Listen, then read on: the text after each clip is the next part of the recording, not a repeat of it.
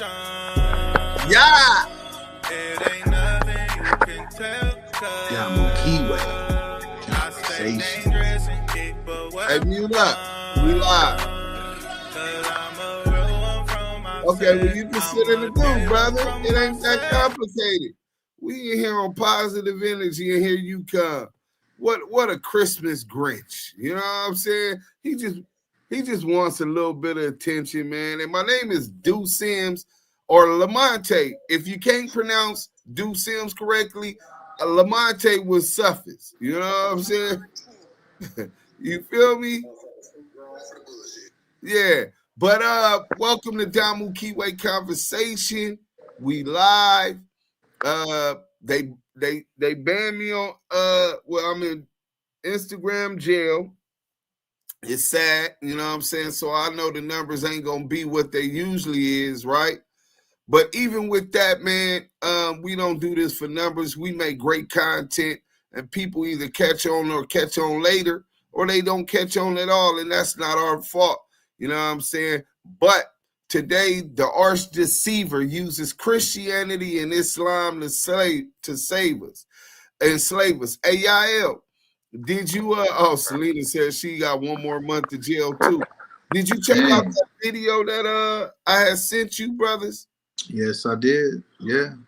And we gonna get into that off the top, man. You know what I'm saying? Salute. Everybody hit that like button, share. Matter of fact, we're going to play another song one more time just to get everybody up in here enough time. Salute to Selena. Salute to the Henny gang, right? They in the building. Take a shot. Salute to the brother Smokey, man. The Smokey Show, man. Salute to him. Salute to the homie G-Mac, Pacoima's in the building, D-Slim, salute. We gonna get into this real quick. Everybody hit that like button on your way in. As soon as this video's over, we'll get into the actual video. And hold on, let me share this with y'all real quick. And then we can get into this, and then we'll get into the content, man, and stay active in the chat. This is one of them type of events. It ain't about us. It ain't about the content we bringing. It's about our interaction and building upon different thoughts within this content. Let's go. And we gonna bring back still down a conversation. D-Mac call for it. Let's go.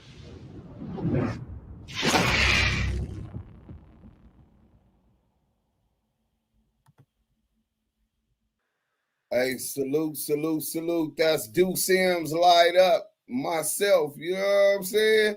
Over 100,000 streams on Spotify. Yeah, Du Sims got another hit, man. That's what I do. But y'all don't get that part. Y'all see businessman, podcaster, gangster. Don't put me in the box, bro. I do a lot. I'm like a renaissance man. But we finna get into this content, man. Thanks everybody who showed up. Enjoy yourself with us on this one. Let's go. Black Culture Diary, salute to y'all. Let's go. Seem to praise the West like it's the world's savior. How much of that can be true? What if we told you that it's all part of a well-crafted narrative designed to keep Black people right where the West wants them? Confused, subjugated, and obedient. It sounds crazy, but recently Minister Louis Farrakhan exposed the West, saying things you are not ready to hear. So, if you want to see how you have been manipulated by the West all these years, then watch the video till the very end. Or you can leave at any point if it gets too uncomfortable. Let's get started.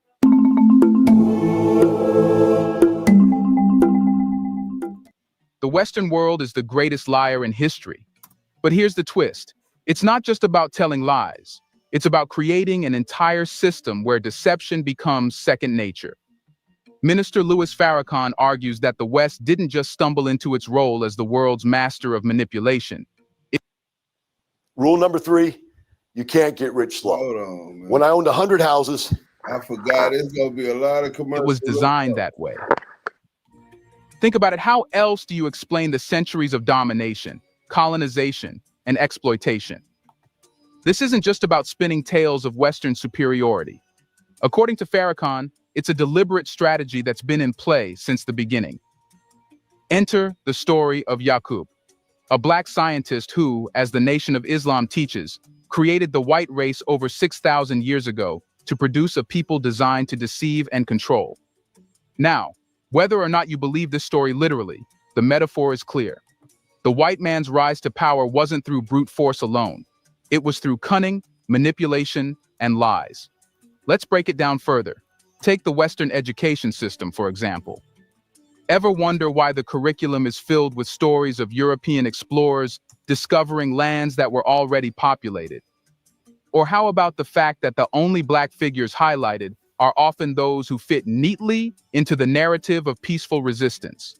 The system is designed to keep black people mentally enslaved, filling their minds with a history that erases their ancestors' achievements and keeps them looking to the West for validation. Every time they show Africa, they attempt to show you our people in a savage condition.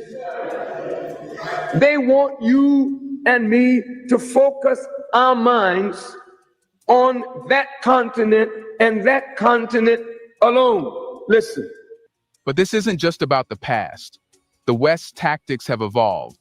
Today, they control the narrative through the media, pumping out stories that demonize black nations while glorifying their own. Ever notice how quickly Western media jumps on stories of instability in Africa, yet conveniently ignores the chaos within their borders? Farrakhan's point is simple. The West will continue to lie as long as it serves their interests. But if the West's entire foundation is built on deception, what impact does that have on the psyche of black people? And more importantly, how deep does this deception run? Let's face it, physical chains may have been broken, but mental chains? Those are a lot harder to shake off. Farrakhan doesn't hold back when he talks about the slave mentality that still grips black people today. You see, after centuries of being told that your worth is tied to what the white man thinks, it's hard to unlearn that kind of conditioning. Imagine this. You're at an African-American summit. Powerful black leaders gather to discuss issues that affect their communities. Yet, there's a tension in the air, a reluctance to speak too boldly, too honestly. Why? Because there's always the fear that their words might offend their white benefactors. Farrakhan recounts this exact scenario, pointing out how black leaders often feel compelled to tiptoe around the truth even today. And it's not just in politics. Look at the entertainment industry, corporate America, or even academia. Black individuals are often put in positions where they feel they have to play nice to fit in. They're told to be grateful for the opportunities they've been given, even if those opportunities come at the cost of their integrity. It's like an invisible leash, tugging black people back whenever they get too close to true freedom. But let's get real. This slave mentality isn't just about fear. It's about internalized oppression. When you've been told for generations that you're less than, it's easy to start believing it. It's why so many black people, even those who are successful by Western standards, still feel like they have something to prove. They're playing a game rigged against them, convinced that if they just play it well enough, they'll finally be accepted. But here's the thing. True liberation can't come from appeasing the oppressor. It starts with reclaiming the mind. That's why Farrakhan's message is so powerful. He's calling for mental revolution, a breaking of the chains that have kept black people from seeing their true worth. For Allah says in the Quran, I made you into tribes and families and nations that you may know one another and not despise one another. Wherever you see a proliferation of many tribes of one people, then the people have lost the light of civilization, because the light of civilization would cause an evolutionary motion in the people, which would bring them from a tribe into a nation. But where does this journey of self-discovery lead? Here's a reminder to please like and Great. The new Damu GoDaddy Kiwe. Arrow has AI marketing tools to help small. Hey, look, I Share the know this video is and hard for a subscribe lot of to y'all. our channel to watch more This videos on something Black I culture, need to history, digest. civilization, and identity. Let's continue now. Farrakhan refers to it as the original man. Here's a truth bomb for you. The black man and woman are the original humans on this planet. That's not just rhetoric. It's backed by science, anthropology, and archaeology. But here's the thing. The Western world has spent centuries hiding this fact, rewriting history to place themselves at the center of civilization. Every time you see a Hollywood film about ancient Egypt, who's playing the pharaohs? It's almost always white actors, right? But let's get real. Ancient Egypt, with its grand temples, advanced medicine, and incredible architecture, was built by black hands. And that's just the beginning. Civilizations in West Africa, like Mali and Songhai, were pioneering universities, mapping the stars, and developing medicine while Europe was still fumbling through the Dark Ages. But why do— Hold on. Let's break this down because we're going real fast, right? So they got to talking about Egypt, right? Ancient Kemet is what his original name is, right? The dark land, or the land of the dark people, right? In ancient Kemet, and they talked about the pyramid and Giza, and that's world we know, and I think that's one of the 7 wonders of the world. But people don't even realize that there were over 2,000 pyramids and ruins in Sudan, in Kush, that's been destroyed. You know what I'm saying? That culture was one and the same. In fact, when Kush conquered Egypt, they reinstated the original ways and religions of the ancient Kemet. They were interchangeable. So a lot of people just utilize Egypt, but Sudan had even more pyramids and ruins, over 2,000, where Egypt had 200, right? All of the Americas don't have 2,000. South and North and Central put together. But then they got to talking about the deception. Pay attention to the deception. Matter of fact, let me pause this real quick because I want to show y'all just how deceptive these people could be. How fixated they is on being deceptive.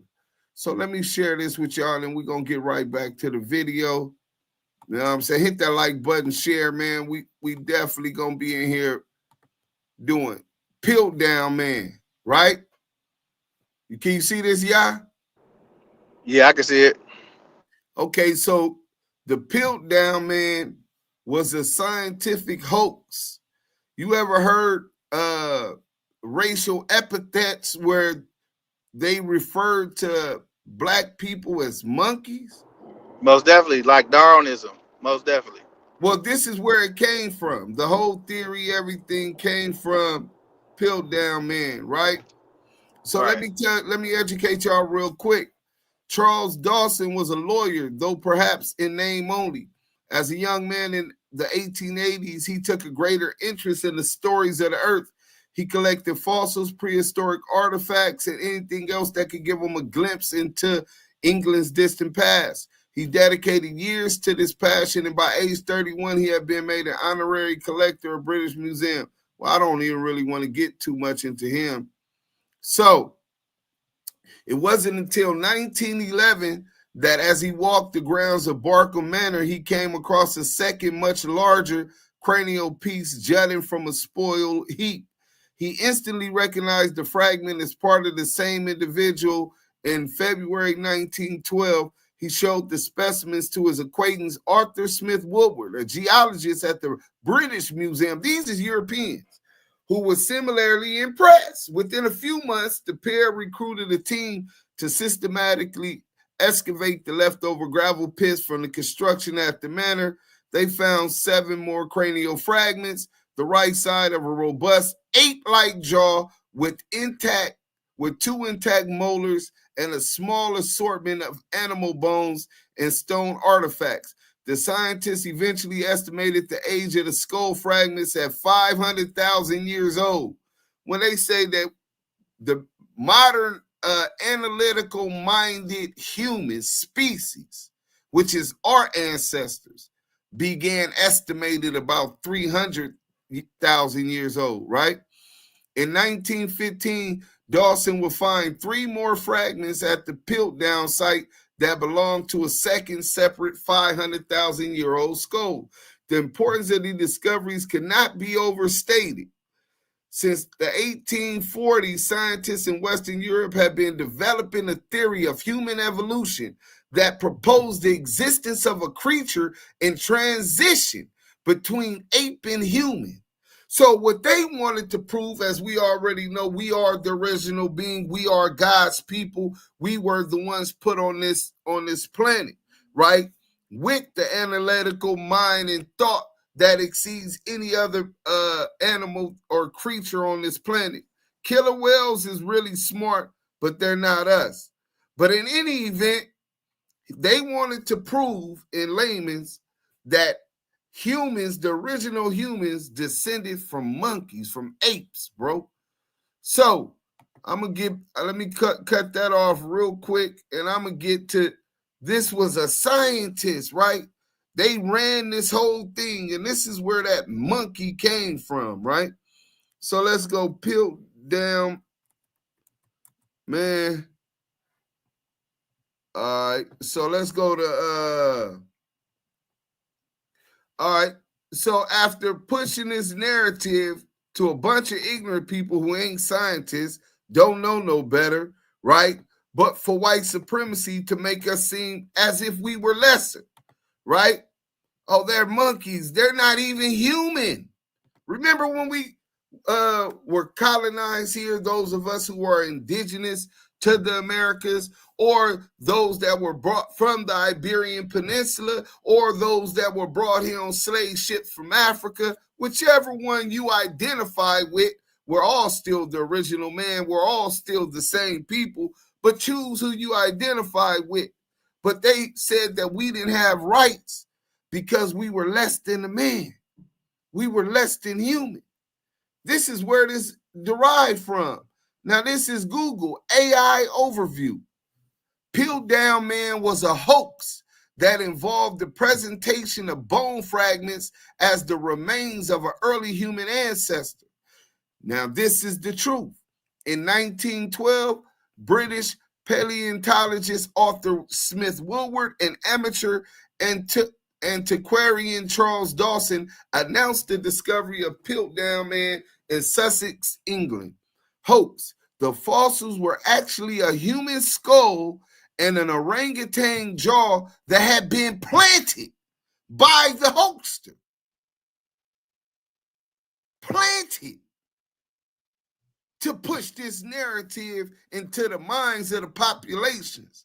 Ignorant people who never had interactions with melanated peoples within their community. You understand segregation and all of the other things that was going on. Even before that, when you get into the maroons separating ourselves because we didn't want to live with these people. We wanted to be separated.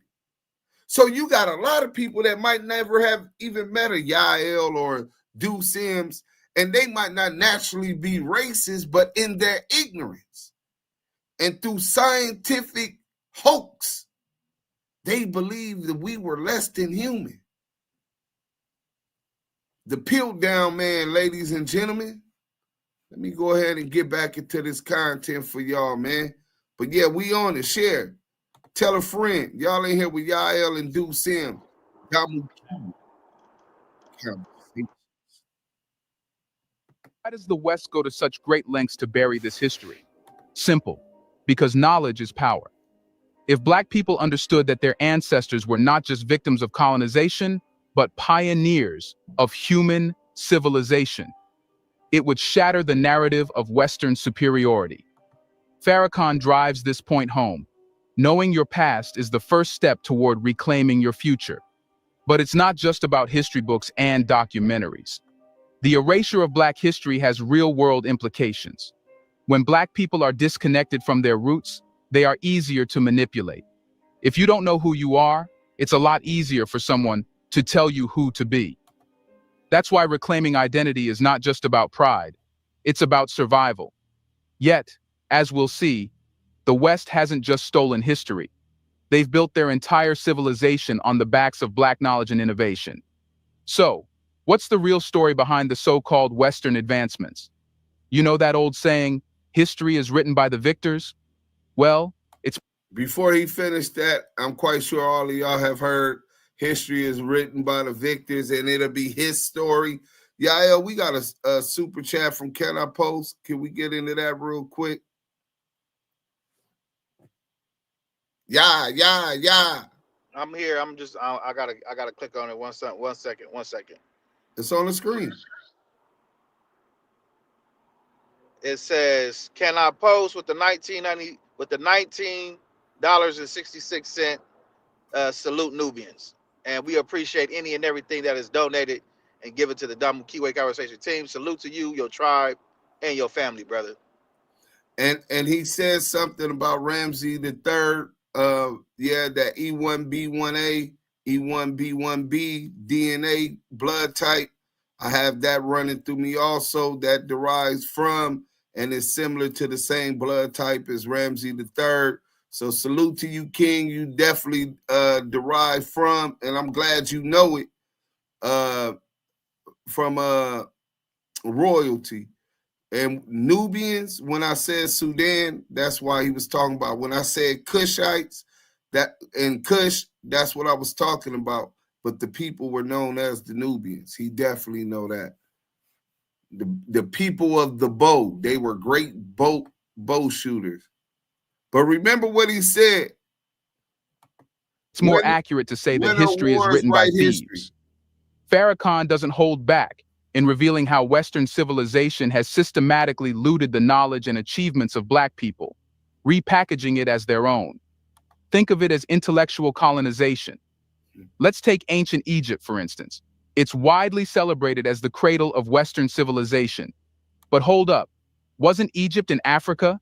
And weren't the people who built the pyramids Black? Somehow, that part always gets left out of the narrative. Instead, we get fed stories about how the Greeks and Romans were the true geniuses of the ancient world, conveniently ignoring where they learned their craft. The great philosophers like Pythagoras... I want those that's on YouTube to be able to see. Hold up, wasn't Egypt in Africa? And weren't the people who built the... Do those look like Europeans? Do those look like Arabs? They're distinctly dark, right? Big lips, big old hoop earrings, dressed just like people from Akabuyan, so-called Africa, right? These is in the hieroglyphs. These are the people of ancient Kemet. The pyramids Black? Somehow, that part always gets left out of the narrative. Instead, we get fed stories about how the Greeks and Romans were the true geniuses of the ancient world, conveniently ignoring where they learned their craft. The great philosophers like Pythagoras, Socrates, and Plato, they were students of African scholars. But it doesn't stop at ancient history. Check this out. I'm going to show you how I afforded this car. Okay, you ready? All right, 100. Before he goes, West has continued. Don't forget that point. Socrates, Aristotle, all of these people went to study at the universities and bowed at the feet of our scientists, learning about the sciences, learning about astrology, right? But we come from monkeys. Remember? See how that whole narrative, y'all see how other people on the internet push false narratives. Now you can imagine what the Arch Deceiver could do. Let's go. This intellectual theft into the modern age. Innovations in medicine, agriculture, and even technology have roots in Africa that are often erased or ignored. Ever heard of the Dogon people of Mali? They had mapped the Sirius star system centuries before European astronomers. You cannot even see the Sirius star system from the naked eye. But the Dogon tribe had already talked about this galaxy hundreds and thousands of years before this new technology was able to see it through telescopes and all of that type of stuff. This is the type of knowledge that our people had. Let's go, man. Astronomers. Yet, textbooks rarely give them credit. Why is this important? Because the West's domination depends on convincing Black people that they are inferior. Fact. If Black people rediscover the greatness of their ancestors, they would realize they don't need Western approval to build something greater. This is why Farrakhan insists that reclaiming Black knowledge is the ultimate act of defiance. But unity is the real key to turning the tide. But there's a brutal truth. If you want to control a group of people, the easiest way to do it is to turn them against each other. This isn't some new revelation. It's an age-old tactic perfected by the West. And according to Farrakhan, the colonial powers didn't just stumble upon this strategy by accident. They meticulously planned it, using it to devastating effect across the African continent and beyond. Let's go back in time. During the colonial period, European powers carved up Africa like it was a pie at a Christmas dinner, drawing arbitrary borders that had nothing to do with the existing ethnic, tribal, or cultural lines. These borders were designed to keep people divided, ensuring that no single group could become powerful enough to challenge their colonial masters. But guess what? This strategy didn't end with the so-called independence of African nations. It's still at play today, in subtler but equally destructive forms. Think about it. Why is it that even today, conflicts in African nations are often portrayed as tribal or ethnic? It's because the West has a vested interest in keeping these divisions alive. As long as Black people are fighting amongst themselves, they'll never unite against their real oppressors. But the crazy thing is, when you say Black people, all skin folks ain't kin folks. Yeah, you ever heard that? All skin folks are not kin folks. Some people are motivated by their own selfish things. They don't think of a whole collective. And Black is a social construct anyway. We're talking about melanated, melanated, spiritual beings, right? Celestial beings, the original people of this planet. But you get puppets who, just like in America, y'all really believe Biden is the one that was calling the shots during his presidency? Or do you believe that he was a puppet? That there were people with finances and resources behind them that put him in there with their agenda? Well, that's exactly what goes on in these other countries, and not just in Africa, Central America, South America. This is their tactic. They send the CIA in there. If the leadership isn't bound down to their program and the play and allowing them to exploit their resources, what they call it in South and Central America, they call them banana republics.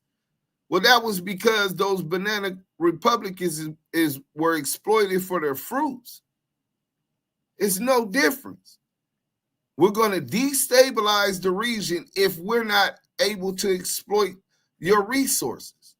We're going to put a puppet up in there first by using propaganda against the leadership, gathering intel on the leadership. Then we're going to put somebody else as an opposition. And that opposition will be funded by us. We'll have better military than us, better finances than you, until we're able to overthrow you. Gaddafi ring a bell to y'all? Let's go, man. It's the classic game of divide and conquer. By stoking tensions and playing one group against another, the West ensures that Black nations remain politically unstable and economically dependent. But here's where it gets even more insidious. It's not just about politics or economics. It's about psychological warfare. The West uses its media machinery to amplify these divisions, portraying African nations as hotbeds of chaos while conveniently ignoring the fact that much of this chaos is a direct result of their meddling. Remember the narrative around failed states? It's always countries in Africa, the Middle East, or Latin America, but never the ones in the West, even though they're dealing with corruption, inequality, and internal strife of their own. Why Farrakhan's is we message is getting clear. feedback? If Hold Black up. people want to truly break free from Western control, they have Let to me stop pause this letting the real West quick. pit them against each other. It's not about No, that's a tribes, fact. religions, or national. Okay, so what we gonna do, because we getting feedback. Let me see. Yael, is that you? No, that ain't me. My phone muted up. Oh yeah. Okay, now I ain't getting no feedback. Let's get this back going, man. I was hearing feedback. That's terrible. Let's go. Nationalities, it's about recognizing a shared struggle. But even unity isn't enough if Black people continue to rely on Western institutions for their spiritual and intellectual guidance. That's where reclaiming a deeper sense of identity comes into play. Let's get uncomfortable for a moment. What if we told you that the very religions that many Black people hold dear were weaponized against them? Yep, you heard that right.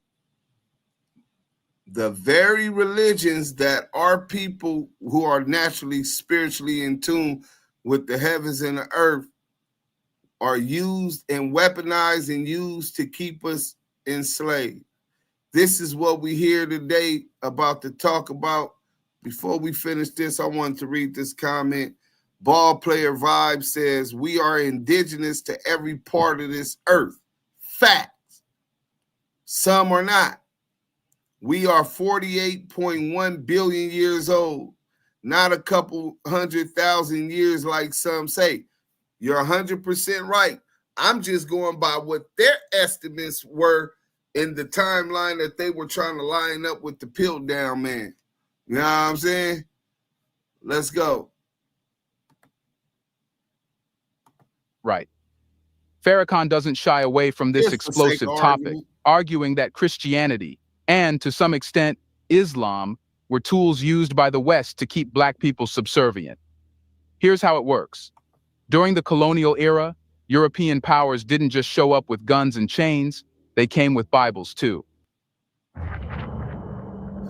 This game, Conversation. you're not ready for it. Missionaries were often the first to set foot in African villages, preaching about a savior who would reward obedience and punish rebellion. It was the perfect setup. Convince people that their suffering was part of a divine plan, and they'll accept their oppression with open arms. Think about it. How many times have you heard phrases like, turn the other cheek, or the meek shall inherit the earth? These weren't just spiritual teachings. They were psychological tools designed to pacify the oppressed. The message was clear. Don't resist. Don't fight back. Just endure, and you'll be rewarded in the afterlife. But here's the harsh reality. That promise of heaven was a scam. The only people benefiting from that setup were the colonizers who got to exploit land, labor, and resources while keeping their victims docile. But Farrakhan doesn't stop there. He points out that even today, Western powers use religion as a means of control, whether it's through so-called charity organizations or faith-based initiatives. The West continues to meddle in the spiritual lives of Black people, pushing a narrative that equates submission with virtue. And let's not even get started on how Western media demonizes any Black leader who dares to mix faith with politics, unless, of course, they're parroting Western ideals. So, what's the way out? Farrakhan believes that it starts with reclaiming the true spiritual traditions that were stripped away during colonization. It's about finding faith that empowers, not faith that enslaves. But before Black people can fully embrace their spiritual freedom, they must first recognize the West's ultimate intention, to keep them forever in chains, both mental and physical. If there's one thing Farrakhan wants to hammer home, it's this. The West has no intention of ever letting black people truly be free. Sure, they'll talk about progress, equality, and development. But beneath the surface, their game plan hasn't changed since the days of slavery. It's all about keeping black people divided, dependent, and distracted. Let's connect some dots. Why is it that every time an African country starts to show signs of independence, there's suddenly a humanitarian crisis or a threat to democracy that justifies Western intervention? Coincidence? Hardly. It's all part of a strategy to ensure that Africa remains a playground for Western interests. Whether it's through sanctions, military interventions, or economic aid that comes with strings attached, the goal is to keep African nations on their knees. But Farrakhan takes it a step further. He argues that the West isn't just interested in controlling Africa's resources. They want to control the minds of black people everywhere. This is why they invest so heavily in propaganda, using Hollywood, news media, and even social media platforms to push a narrative that glorifies Western culture while belittling African achievements. It's why you rarely hear about the technological advancements or cultural richness of African nations, unless it's being spun into some story of Western benevolence. And let's not forget the economic side of things. The West's entire economic system is designed to keep black nations as exporters of raw materials, while importing finished goods at inflated prices. It's a cycle that keeps wealth flowing in one direction, away from Africa and into the coffers of Western corporations. Farrakhan's call to action is simple but powerful. It's time for black people to wake up, recognize the game that's being played, and start playing by their own rules. But before we wrap up, let's address the final and perhaps most crucial. What up, Jaji? Question: can black people unite and rise above the trap set for them by the West? Farrakhan doesn't just leave us with a critique, he offers a vision for the future. And that vision revolves around unity, but not the kind of superficial unity that politicians love to talk about. No, he's talking about a deep, unshakable solidarity that transcends borders, religions, and even languages. Imagine this. What if black people around the world, whether they're in Lagos, Kingston, Atlanta, or Paris, decided to put aside their differences and work together toward a common goal? The West would be powerless to stop it. That's why they go to such great lengths to keep black people divided. They know that a united black front would be unstoppable. Farrakhan's challenge is clear. It's not enough to know the truth. You have to act on it. It's not enough to be angry at the system. You have to build a new one. The West has spent centuries convincing black people that they are weak, divided, and dependent. But the truth is, black people have the power to reshape the world if they can just see past the lies and recognize their strength. So, here's the question that should keep you up at night. Are you ready to break free from the mental and physical chains that the West has placed on you? Let us know in the comment section. Will you continue to fall for their tricks, their lies, and their empty promises? Do you want to watch more videos like this one? If so, subscribe to our channel and press the bell icon next to it. Hey man, we have decided to bring videos on something nobody talks about: the black culture, civilization, history, and evidence about how glorious blacks have been. Thanks for watching, and until the next video, stay tuned. Black culture, y'all just gotta sub for me, man. Thank y'all for blessing us with this content. We need solutions, but it begins with awareness. Well, yeah, it does begin with awareness, and I'm not sure that it's gonna be a one battle, like a ideal standoff, face-off type situation. I believe just like most wars, is going to be a long stretch. Those with the resources who properly use their resources, those on many fronts, judicially, educationally, militarily, and financially. I think that all of those fronts is where we have to be first aware and then prepared and have enough people willing to make the sacrifices needed to as one for the unity. I think also just the allowing our children to know their potential at a young age, instilling this history into them, just the most simplest facts which was in that. And we could go even deeper.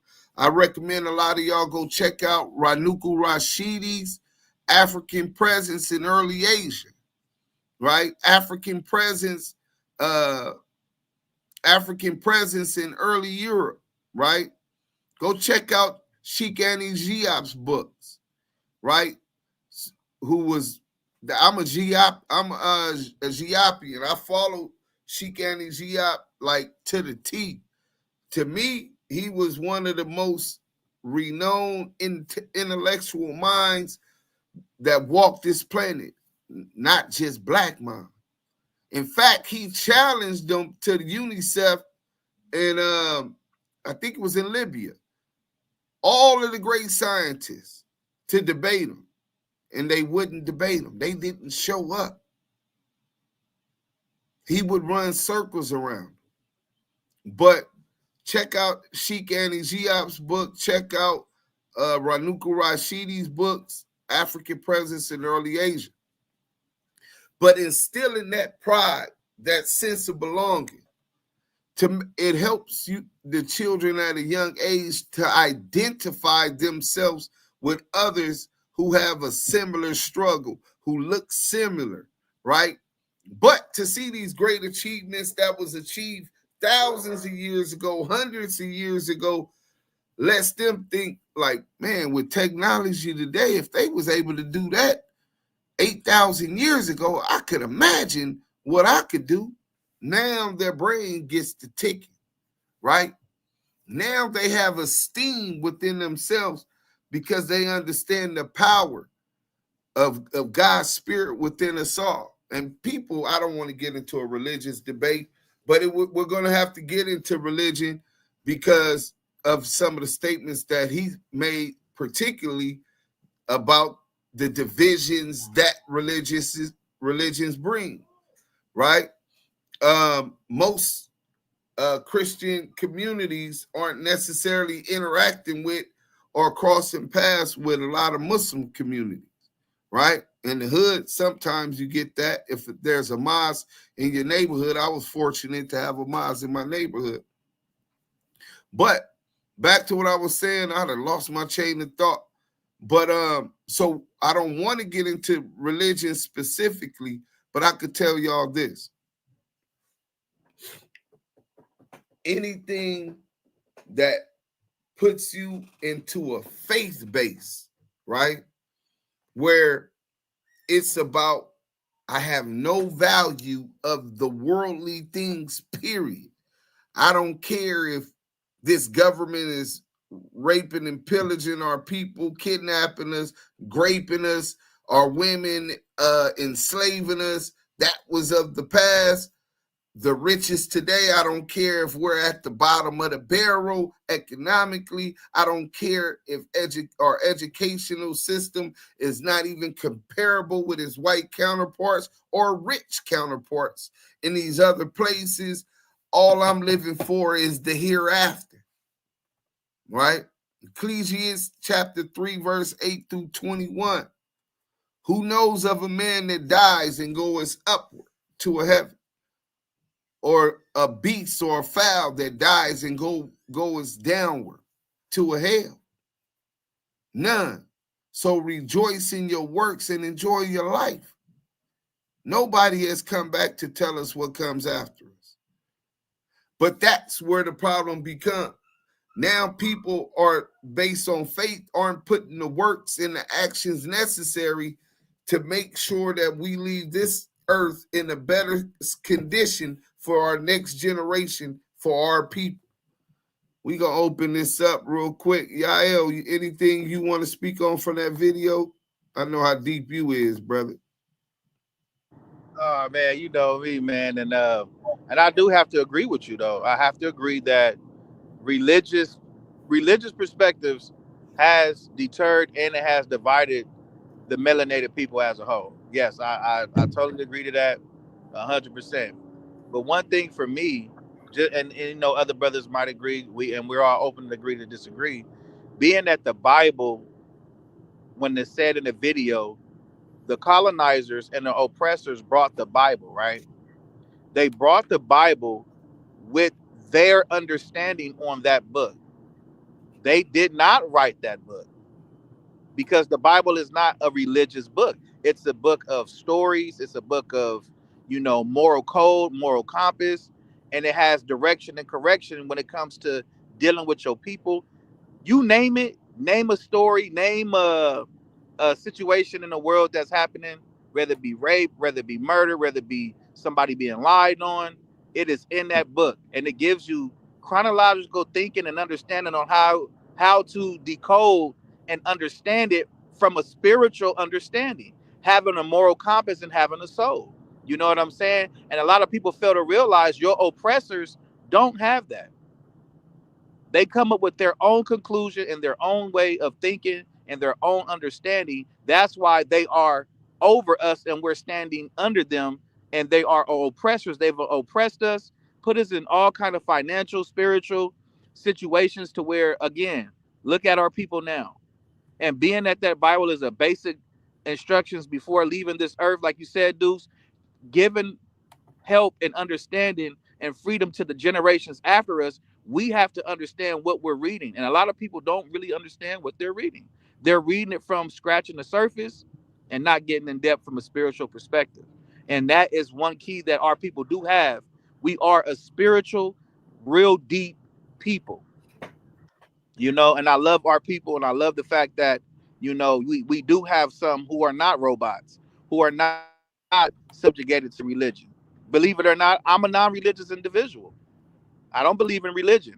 I've denounced religion over 15 years ago. But I do identify as an Israelite, as a nation, and I have moral compass with, you know, not doing certain things to my brother, which is my brother Deuce M's, my brother Talmud, my brother Scandalous Los Angeles, my brother Smoked Out TV, my all my brothers and sisters. You know, I have a moral compass, you know, and Deuce M's has moral compass. You know, Scandalous Los Angeles have moral compass. We all have a moral compass, and that has nothing to do with religion. That's just having moral code and ethic for yourself.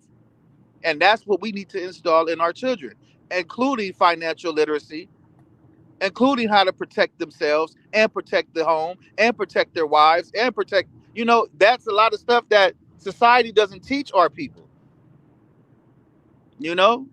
And that we could go on and on and on and on, but I will land on this. The agreement that religion has divided our people, and it has not done nothing to benefit us and to help us and to uplift us.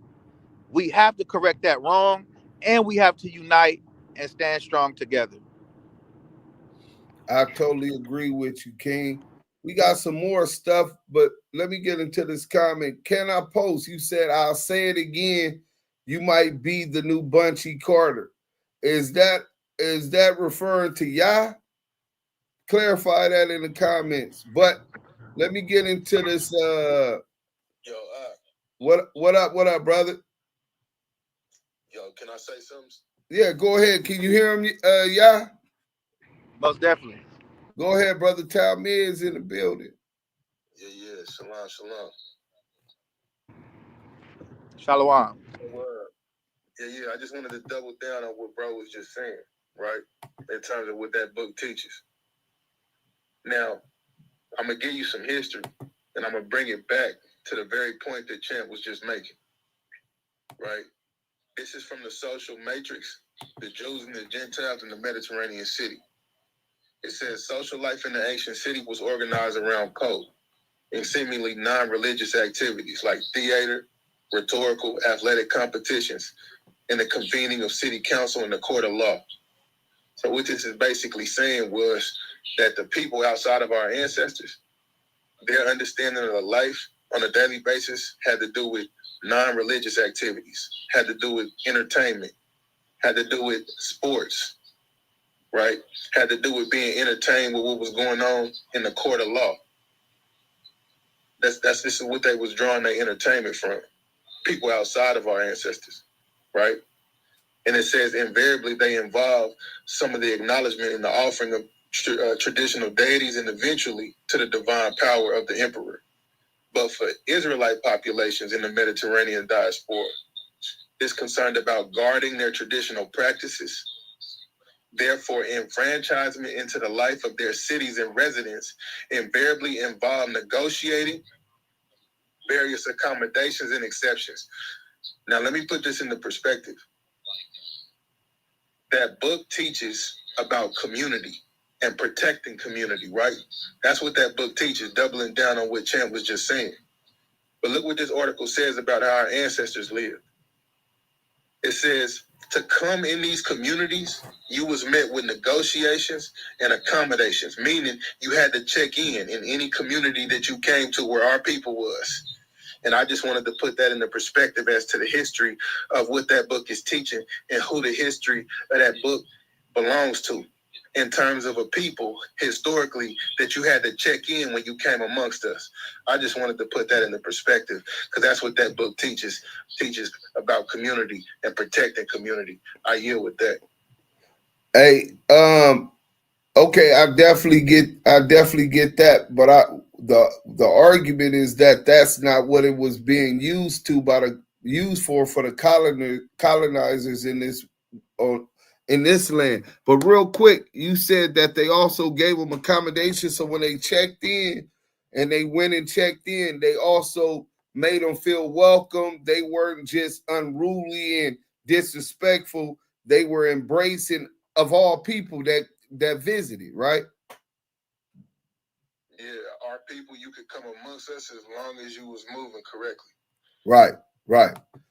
All right, so let's get into independence, right? What is the real meaning of independence?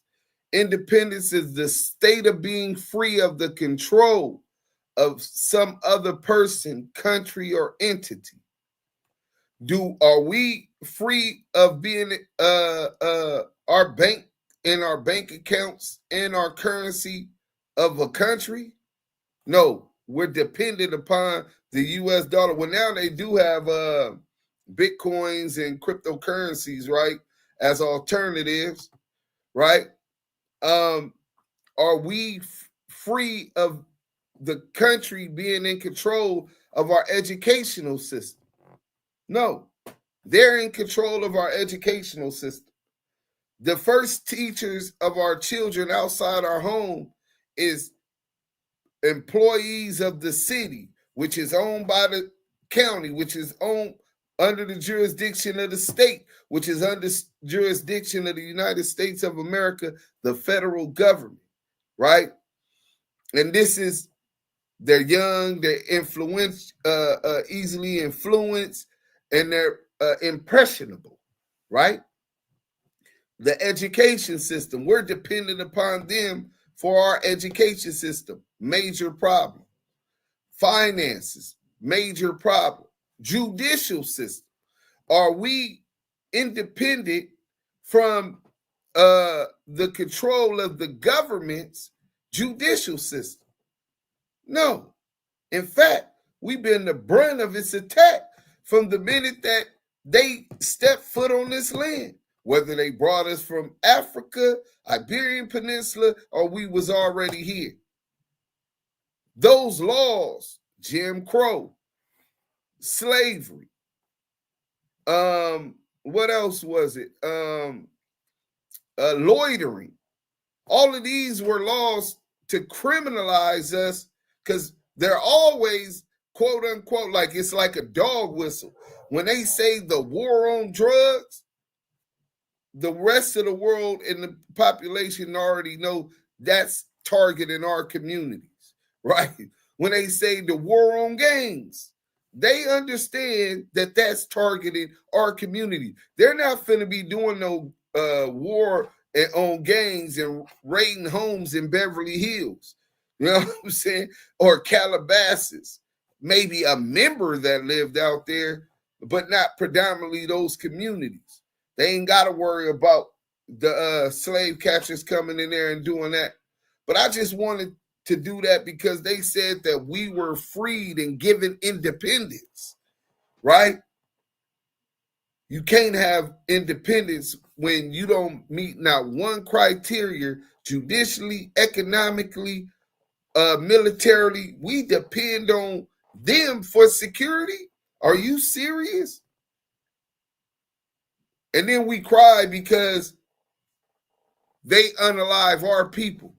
Whoever controls security controls the yard. Whoever controls security controls the neighborhood. Whoever controls the military controls America. And that's who's in control. And they militarize the local police departments, who also work with and as proxies for federal law enforcement agencies, DEA, FBI. Look at Fred Hampton's assassination. Chicago PD was in on that. Or the shootout in LA with the Black Panthers. LAPD was in on that with COINTELPRO. They're proxies of these other intelligence bureaus, right? Hold on, let me see what they talking about in here. And they use them. But all this shit for sale, Deuce America ain't shit but a big bag of weed being sold to the highest bidder. I don't believe that, bro. I believe that that's what they wanted it to be. You know what I'm saying? But you got to remember, they bailed against other European powers. They wanted their independence and took it, which resulted in the Revolutionary War. But let me get back to the content. I just wanted to get into that independence so we could be clear that we definitely were never freed and given independence. Second of all, nobody can give you independence. Just as they give it, they can take it away. You know what I'm saying? That has to be earned. So let me see what else we got, man. We got let's go into this real quick. So economically, you want to know who controlled this country? You want to know who benefited off of the enslavement of people that look like us, our ancestors? These are some of the companies. Lehman Brothers, who business empire started in the slave trade, recently admitted their part in the business of slavery. According to the Sun-Times, the financial services firm allegedly funded and profited significantly. Let me pause this real quick. Oh, I can't pause it, huh? Okay, pause it. Aetna Inc., the United States' largest health insurer, apologized for selling insurance policies in the 1850s that reimbursed slave owners for financial losses when the enslaved Africans they owned died. Aetna has long acknowledged that for several years shortly after its founding in 1853 that the company may have insured the lives of slaves, said Aetna spokesman Fred LaBarge in 2002. We express our deep regret over any participation at all in this deplorable practice. So let's get this right. You got a slave. Yael, you my slave in this hypothetical situation, right? So y'all almost clocked out of time. I don't know how we do that. So Yael is my slave in this situation. I might have paid 5 cents for him, or I might have paid $5. What they say, a nigga ain't worth the nickel. That's what my grandfather told me was an old white saying, right? So just say it was $500. But if I'm able to insure him, and if he died, I get an insurance policy. I got an insurance policy that gets me paid $50,000. it incentivizes me to treat him worse, work him harder, and to make sure he doesn't live that long. That's Aetna. But it was other ones that also funded the slave ships that brought people over here from the Iberian Peninsula and all of that. Oh, we're going to get into that. Definitely got to get into that. We'll get into that. We'll get into the Ladinos. But let me finish this real quick. JP Morgan Chase. How many of y'all got Chase accounts? I know all you scammers do. Yeah. Everybody always asking on Facebook. I'm like, bro, these niggas act like they trying to go to jail. Who got the Chase accounts? Who got the Navy Federals? But JP Morgan Chase recently admitted their company's links to slavery. Today, we are reporting that this research found that between 1831 and 1865, two of our predecessor banks, Citizens Bank and Canal Bank in Louisiana, accepted approximately 13,000 enslaved individuals as collateral on loans and took ownerships of approximately 1,250 of them when the plantation owners defaulted on the loans. The company wrote in a statement. Now, this is just what they're admitting to, right? Like, this ain't a confessional where they just telling everything they did. They're just showing what they have. They know there's evidence and records of. JP Morgan Chase. New York Life Insurance Company is the largest mutual life insurance company in the United States. They also took part in slavery by selling insurance policies on enslaved Africans. According to the USA Today, evidence of, it's just evidence. They're only admitting to that which their hands caught in the cookie jar. Evidence of 10 more New York Life slave policies come from an 1847 account book kept by the company's Natchez, Mississippi agent, W.A. Britton. The book, part of a collection at Louisiana State University, contains Britton's notes on slave policies he wrote for amounts ranging from $375 to $600. A 1906 history of New York Life says 339 of the company's first 1,000 policies were written on the lives of slaves. So New York Life got their beginning. 40% of their beginning policies were for insuring slaves. Slave owners can make money if one of their slaves died in the fields or got sick or whatever.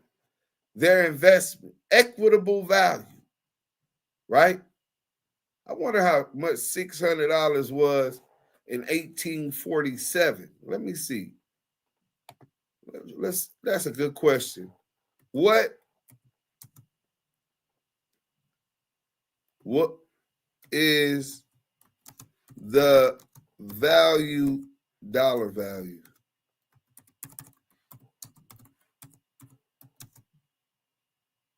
of $600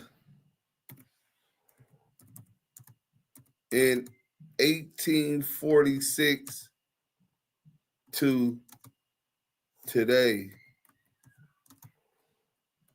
dollars? Let's see what this is.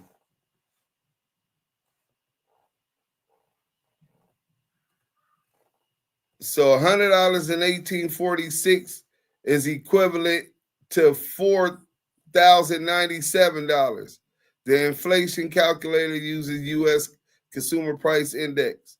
So you're saying $600. So you're saying about $25,000 policies, the equivalent of $26,000 policies on these slaves. You pay $5, $500 $5, $50 to get this slave. And if they die, you beat them bad, lynch them, hang them, castrate them, you're going to get $25,000. Nasty work. They incentivize. Their company began 40% of the funds incentivizing slave owners for the worst treatment of their slaves. Let's get back to it, man. Who else? USA Today reported that Wachovia Corporation, now owned by Wells Fargo, has apologized for its ties to slavery after disclosing that two of its historical predecessors owned enslaved Africans and accepted them as payment. On behalf of Wachovia Corporation, I apologize to all Americans and especially the African Americans and people of African descent, said Ken Thompson, Wachovia chairman and chief executive officer, in a statement released late Wednesday. Can I say something about that? It's on you, Ken. What was his name? Ken? Yeah. Ken, on the behalf of the melanated people, we do not accept your apology. We don't accept your apology. Reason being is this. When you get to screaming equality, when you get to screaming development, when you get to screaming government, meaning you're governing the minds of people that you consider and classify feeble and can't do for themselves, we don't accept your apology. Matter of fact, take that apology and do something with it. I want you to shove it so far where, take it there. For the simple fact, if your people right now are not willing to go into slavery and go through those horrendous, go through those things that our people went through, and on top of give them the payment that is so deserved, then no, we won't take your apology. And that goes for any nation, not just that nation, but all nations that had their hand in on slavery of the melanated people that is living on the Western, not even just the Western, but the whole entire planet. It's unfair that we keep yelling this equality shit, this equality, forgive and forget. No. Until you endure what your forefathers had done to our people, there cannot be such thing as equality. There cannot be no such thing as we're all one. That's not conducive. That is not helping the people, especially the people that are still begging, still marching, still pleading to be equal to people who had them and treated them less than nothing. And that brings it back to religion. The religion will say, hey, forgive them and turn the other cheek and it's okay. We're all the same. No, we're not all the same. So until these people give recompense, until these people give back what our people are solely deserved, because we're living in a land that melanated blood, you're standing on soil that melanated blood built, so everybody can have a piece of the American dream, but the niggas that's in America. Right. We still begging. Oh, please pass a bill so we won't get killed. Give us rights so we can feel all right. Pastor, please tell us what the good book said so we could be molded and basically the word I'm looking for is what? You being schooled into saying like, oh, you know what? It's okay. It's okay. It's okay. It just happened one time and it was to people that we really don't know. So it's over with. So really and truly, we could all just get along now. And we could just be equal and we could forget about it, flush it down the toilet. Jesus loves, Jesus saves, Allah, Mormon, whatever the fuck. No, man. Nope, and hell no. We are deserved what we asking for. Not even asking what's rightfully owed. They done gave everybody else reparations but the Negro, but the melanated. We still over here, hey, Deuce, man, hey, one day it's gonna come, and if God's will, we gonna get like that. Like a dog chasing his tail. Man, get up out of here, man. I'll land on that. Yeah, you can't ask for it, but what's the name asked, did Bank of America also have ties to slavery? Yes, Bank of America has ties to slavery. Predecessor banks, some of Bank of America's predecessor banks had ties to slave owners, including accepting slaves as collateral for loans.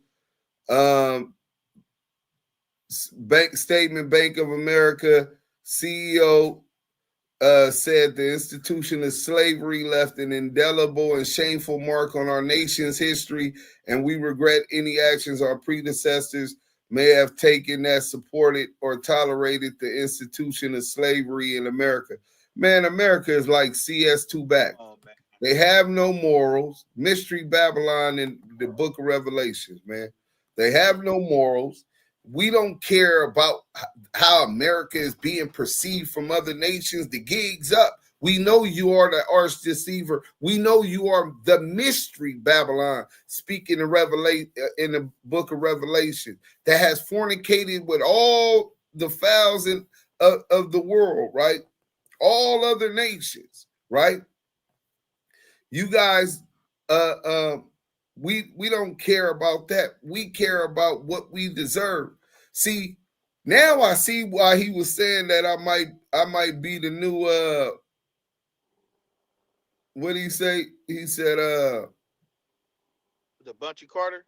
Oh, he said Bunchy Carter. Well, I thought he said Fred Hampton. But now well, Bunchy Carter too, and the LA boy. But because I think that what's worth fighting for is worth dying for. And what's worth dying for is worth killing for. Facts. If Yael slapped me right now, and I say you was wrong, and he said, okay, I'm sorry, and then he slapped me again and slapped me for 400 years, but all along, he's filming it and making money. Come on, brother. That's why people is feeling me, and in fact, I started a business. Preach. Off of that. It takes Preach. money to make money. And when you got money, you can loan money out as a bank, because I done made money off of this film, right? Now I done sold this film and utilized it as collateral and loaned some money to my boy Bomani with a high interest rate. Loan money to I'm gonna call y'all back with a high interest rate. Right? Brother.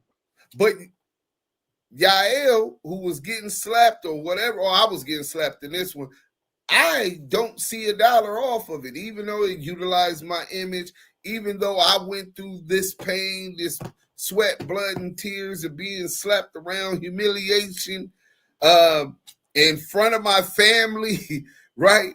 And to my family and friends, but I get no compensation for it, just as I'm sorry. Fuck yo, I'm sorry. You know what I'm saying? Now y'all can kind of understand how a nigga like me get in the mind state to jump over them counters with a pistol.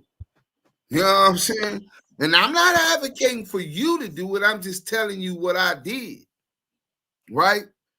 They take all of the resources up out of our community, shut down all of the factories that our family running from running as refugees from Jim Crow and slavery and sharecropping down south, and they run to the west, and they had good jobs. Great grandfather, grandfather, they got good jobs working at the factory. Two home families, the American dream, and they shut that down, taking those resources up out our community, leaving us nothing, then flood us with drugs. Facts. Oh, we definitely gonna get into the Iran-Contra scandal. Me and Diamond already been plotting on getting that done. So that'll be coming up. We got a couple different series that we're coming up on where we're gonna really be cooking on. But and then you leave us with no resources. We gotta eat. It's the law of the jungle, right? So what do? Man, I don't want to sell no drugs, but man, I just had a baby. I'm 16 years old. Man, I don't want to rob nobody. Man, I gotta do what I gotta do. We're stuck in survival mode. Now, let me get to some of these questions because they are active in the chat. The chat is where it's at, and that's what we wanted. He said, cooking. Can I post said what Yael said. And the word you were looking for was indoctrinated, Yael. Can I post said it. Spirit Wonder, there needs to be some atonement for Black Americans. Thank you, brother. I appreciate that. American U.S. I don't think it needs to be. I think we got to take it. You know what I'm saying? They not just going to give us nothing, bro. I think it needs to be attacked from a legal standpoint. You know what I'm saying? A judicial standpoint. But I really think that we got a better chance of getting reparation because their argument is going to be time bar. None of us were actually slaves. It was our mine's was my great-great-grandmother, right? And I could read y'all a letter when she was free, right? But that's only a couple generations. But we're talking about the unpaid labor, the treatment, all of these different things, right? Even if it was at minimum wage, right? But we have to attack that. But we got a better argument because we're still alive with the Iran-Contra scandal. The whole thing with Freeway Rick that y'all watch, Snowfall, and all of that with the CIA, what Reagan did, George H.W. Bush, Oliver North, right? To fund a war in Nicaragua and overthrow the Sandinista government, which was communist government. Congress wouldn't give them the money after Vietnam. Not only did they flood our communities with drugs, which tore down the family structure. I mean, it fits the bill, right? But they created stricter and harsher laws, 100-to-1 ratio for crack and cocaine. Person caught with cocaine, who's higher up on the thing, powder cocaine, for a kilo, might get a couple years, 2, 3, 4, 5 years with no priors. Same person get caught with a key of crack cocaine would have never got out of jail or would have did 20 to 30 years at the least. You know what I'm saying? But tearing down our community, flooding our community with that, extorting taxpayers, our own people still is being taxed to fund this war on drugs, to fund all these extra officers, to fund the new task force with the battering ram and all of this stuff. I think that we definitely need to attack from a legal position. But what I think that, and I love Mr. Louis Farrakhan, I think he's one of the most articulate brothers in my lifetime on this Black nationalist tip. And he's definitely right about the psychological effects of everything we watched in that movie. But when you've been a leader for that long and these people haven't unalived you, there's a reason. And the reason is they scared them. This is what I believe. Because you can have words, but you got to have actions to it. And in that video at the end, they said that. I think it was 79, 81 after Elijah Muhammad went up in a whirlwind to heaven or whatever happened, whatever you may believe happened, right? And he restarted the Nation of Islam from scratch because Elijah Muhammad's son, Warfdeen Muhammad, tried to and took a lot of people to Orthodox Islam, following like Malcolm to Al-Islam, right? Sunni Islam, right? So he had to start back from the beginning. And respect to him, prime example of how to build a nation within the nation. But when it comes to how many people then got unalived by the police, where was the Nation of Islam in 92 when we had the riots in South Central Los Angeles? Where was y'all presence at then? Every time it's time to get busy and frontline on that type of stuff, I haven't seen the Nation of Islam leading the forefront, bro. Facts. All of these people that's been unalived by police, I don't see the nation taking that position because we're not contributing financially to the nation. We'll buy our bean pies or whatever, but I mean, just totally invested into their religion. Now, that goes back to his position that religion keeps us separated. And I believe that's what it is. Oh, man, they not with the nation. That ain't our business. And that goes in with the church. Where is all these church leaders at? And what is they going to do more than protest? More than beg for reparations? Fuck begging. What is y'all willing to do to take what we know we've been deserved? A debt that's been owed to us. Yeah, we need people that's going to fight on the legal standpoint. I'm not him. You know what I'm saying? I'm not the legal part that's going to wait in on that litigation on laws that's already, you know what I'm saying, on laws in a system that's already been designed against making sure that you get those. Oh, well, we can run to the UN. The UN is a puppet of the United States government. That's kind of like defeats the purpose. So I think we need to really seek independence. We make $1.7 trillion.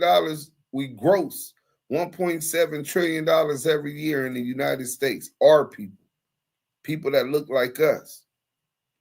We need to invest in our own banks, get our own currency, kind of like what they doing with BRICS. Start utilizing resources that's outside of this country with friendly countries, file for our sovereignty, make our own online schooling and education system, teaching STEM research, teaching coding, so that our children that are still here are able to compete in corporate America for positions that they rich counterparts are automatically have advantages at. But as far as for getting that money, chances is we ain't gonna get it out of them like that. Even if we went to full-fledged war and we had a nuke, I don't think we could get it up out of them. But one thing that I do know, it's worth finding out. We can't keep the definition of insanity is doing the exact same thing each time and expecting a different outcome. That's insanity. Y'all been marching with Malcolm. With Martin Luther King. Y'all marching with Black Lives Matter. When is you gonna do something? Y'all be quick to knock Deuce Sims down. Y'all be quick to knock Yael down. But when it comes to talking to your white oppressor, standing against oppression, anytime you allow oppression, a home to live in, a space in your universe, you doing an injustice. And y'all just cower away from it, bro. You think your girl don't see how weak you is, nigga? Why you think they don't respect you, bro? I believe that's been embedded in a lot of our sisters' mind since the slave days. Because we're supposed to be protectors, and we couldn't protect them from what was going on in them hen houses. Let's see what they talking about. What do you say?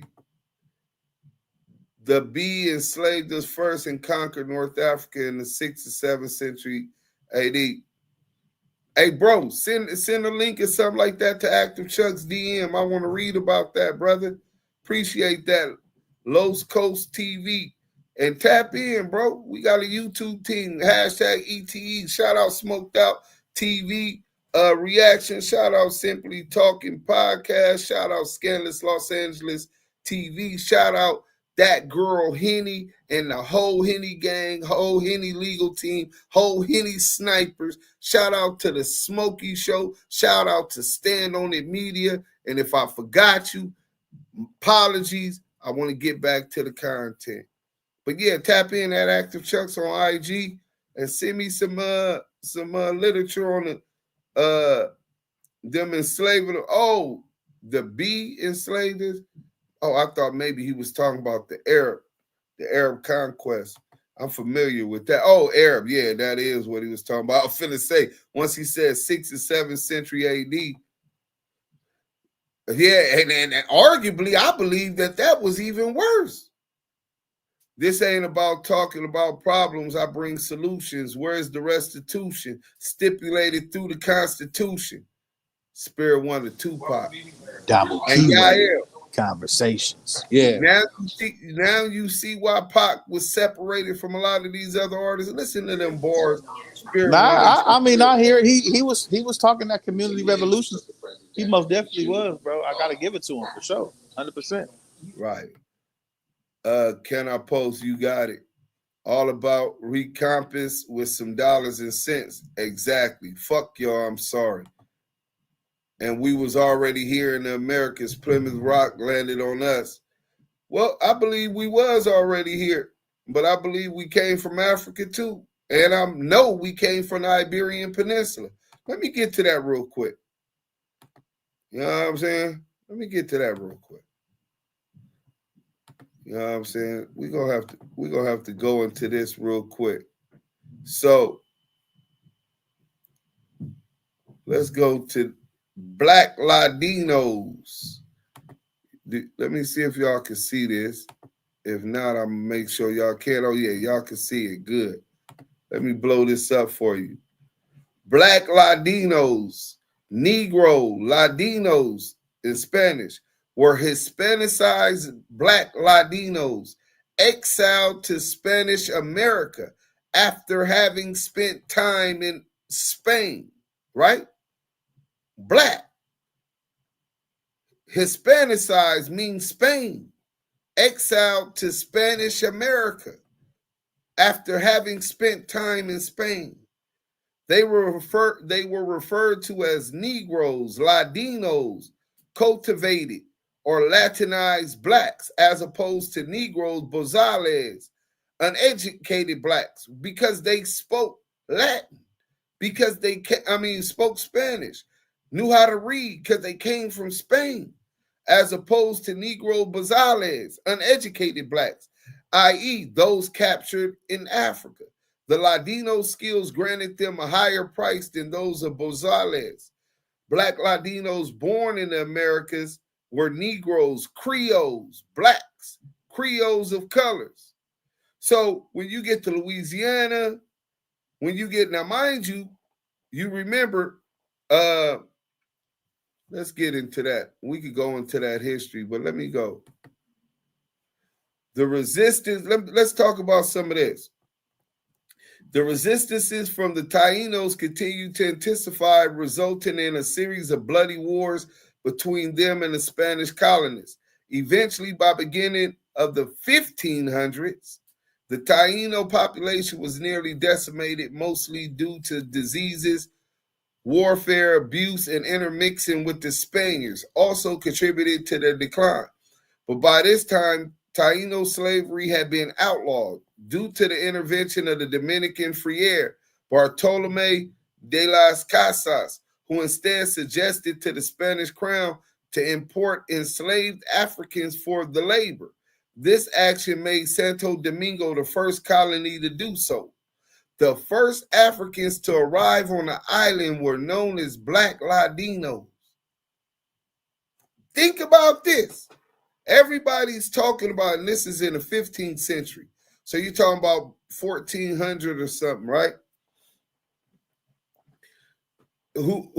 So these Christianized Africans, so they already converted them to Christians, who were completely assimilated into the Spanish culture. They speak Spanish, You think they're coming from Africa? Or do you believe that they might have been Africans who had already invaded the Iberian Peninsula when they conquered Spain, conquered Castile, conquered some parts of France and Italy, right? Don't forget these people were kicked out, but we finna get into that. Spanish culture were brought into the island to replace the Tainos, but just as with the Tainos, life for the newly arrived Africans in the colony was just as hellish, from being forced into harsh labor on the plantations, having absolutely no rights or freedoms, and having to endure racial animosity was a nightmarish experience.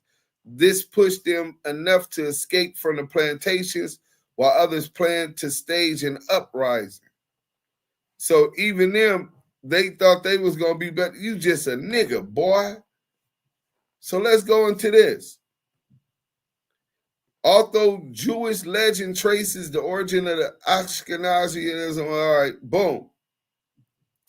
These provide basic information. Sephardic Jews are Spanish Jews who were forced to convert to Catholicism or face expulsion from Spain after 1492.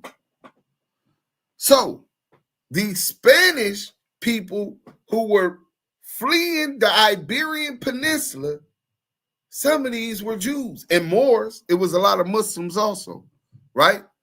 But if you talk to, and if you look at some of the tribes in Africa right now who are likened to Jews or Hebrews, by circumcising and the customs, they consider themselves Jews, but they'll go to a Christian church.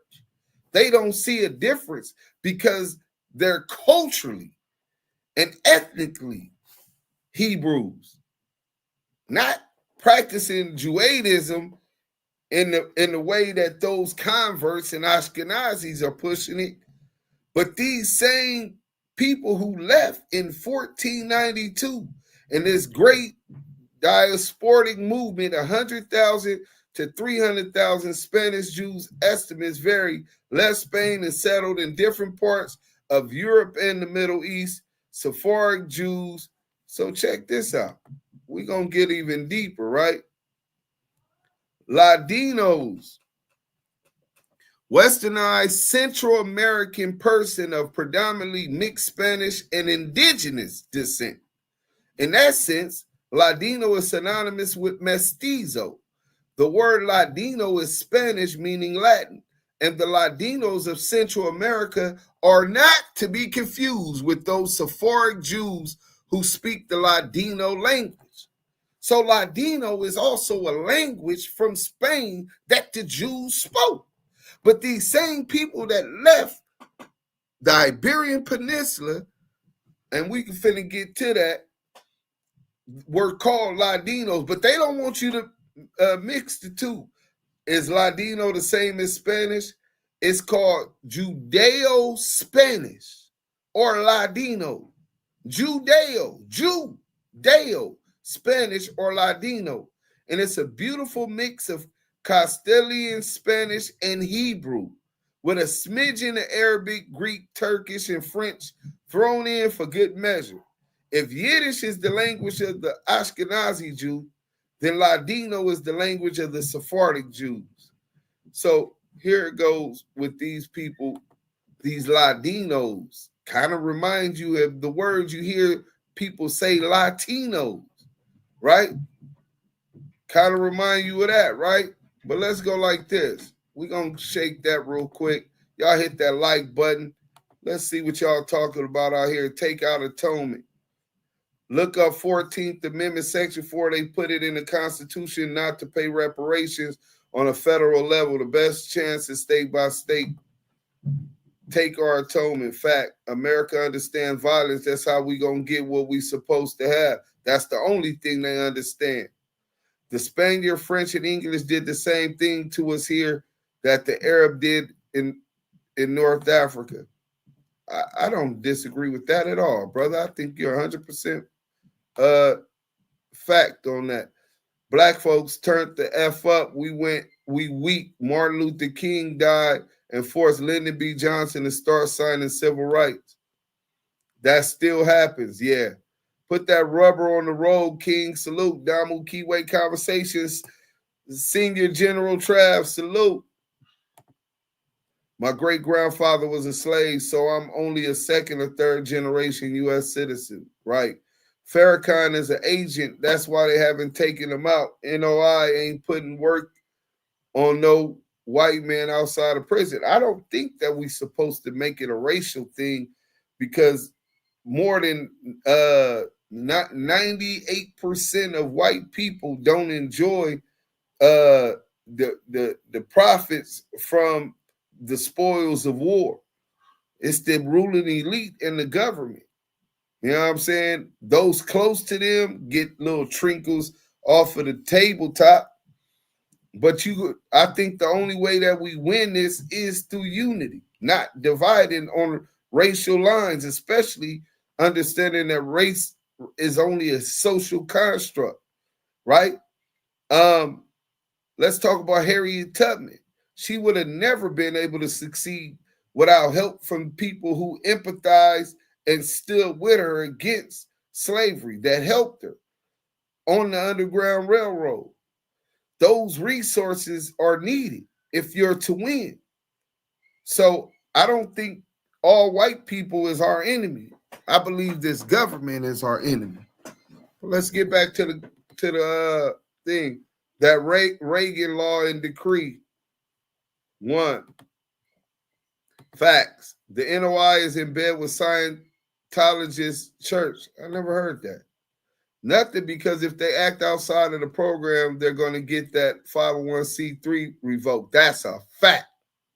All churches, religious institutions get that tax-exempt status. I got Active Xtianity, which is a tax-exempt nonprofit organization. And you will get involved in politics or any of that, they will take away that 501c3 status, collecting money and taking trips and investing MF money to benefit themselves. Fact. Hebrew Remission lost that solidarity. Spirit Wonder, man, they going in. Senator, okay, salute King. Facts. We need more of us in corporate America. Facts. Dudes, folks, that rabbit hole goes deep. Man, we own it. This is our new lane. CS2 back. We reserve the right to flame him and all these other fuck boys anytime we want to. But that's not going to continue to grow. Well, see, this is what they can't do, right? We differentiate ourselves. We really street. We really got the credibility that they sought after. We're really in the industry. We're really making moves. But even more than that, we care about our community. We active in our community. And we also is going to continue to bring these type of topics up, continue to build on these, but not just talk about them, putting together events, putting together organization. I can't do this. Y'all saying I might be Fred Hampton bro, only way I could be Fred Hampton is if you Bobby Seale, right? If you're Huey P. But we need our Jane Fonda too, who was providing resources to the Black Panther Party by way of finances. So keep that in mind. We have to unite to get reparations. We can't get reparations, bro. We got to take reparations. That's what I'm saying. We can't ask, bro. You got to take. No BS. That's why when I'm disrespected, I deal with forcefully, especially if my wife and kids around. I show them if they have a problem with anybody, come get daddy. I'm going to handle it, no question. Stay fly, King. Yes, sir. Oh, man, the brothers is on one. We was in control of the globe, but niggas got tricked out of their position. Thanks for these lessons. Oh, we ain't through yet. The Black Moors ruled Spain for 700 years. Yeah, we finna get into that. That's after that. That was hold on. We're going to get into that. What do you say? My indigenous American DNA is Taino from the Caribbean. Okay. That's not true, though, because the slaves they took from Africa were smart people who knew how to build and solve problems. Some of that shit is capped they put in that book. I agree with that, bro. Get active. With them chucks in the chat, I believe we have been here before all people and we got bamboozled in the way we are now. Talk about the Jews that own slaves. You mean the Jewish? Interested. Hebrew, get active. Deuce, we need content on them drones. What you think about that? Man, listen, what you mean drones? I'm talking about, I see the ships. They call them UFOs because they don't know what they is. I know what they is. I think we living in the last days, bro. And that's why instead of responding to CS2 back with the same old, I know the numbers would have ran up way more than what we did today. But sometimes you got to sacrifice that. Everything ain't about another coin. Everything ain't about staying in the algorithm. Some things you got to put before that. And that's one of the reasons we doing that. I do believe that we living in the last days of this world being a way of life. 36 FTB, you see Dallas, the blacks and the KKK hugged each other. The gold sent, I don't know what that last one meant, 36 FTB. The NOI is working with the Scientology.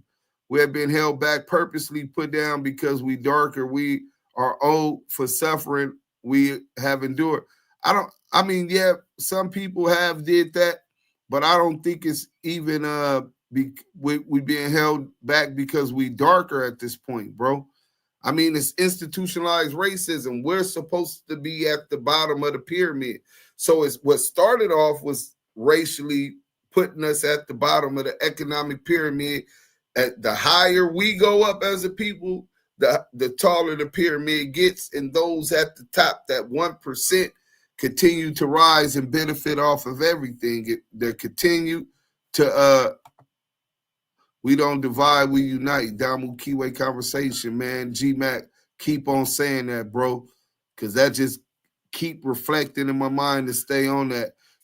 Jane Fonda, yeah. Glorious Steinman, not so much. All right, let me get to some of this stuff because we do got content, right? So, I got to share it. I don't think y'all can see this. Yeah, y'all can't see this. Yael done left. Let's go. We ain't finished. So when did Latinos get expelled from Iberian Peninsula? So on June 30th, 1492, as a result of the Alhambra Decree, the Jewish community in Castile and Aragon, some 200,000 people were forcibly expelled. The conquest was Reconquistas, right? That's July 1492.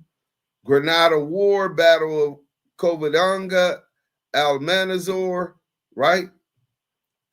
When did the Jews get expelled from Spain? That was July 1492, July 30th, 1492. March 31st, 1492. Shortly after the end of the Granada War, the Catholic monarchs signed a decree of expulsion of the Jews in Granada, which was sent to all the cities, towns, and lordships of their kingdoms with strict orders to not read it or make it public until May 1st. So the so-called Jews were expelled a couple months before the Reconquista, and everybody else was expelled. Can y'all even see that? Hold on, let me see. Oh yeah, y'all can see that. All right, let's stop sharing that. We got more stuff to show. I told y'all we own one. We cooking, man. Hit that like button, share, tell a friend. You know what I'm saying? Let's go to this.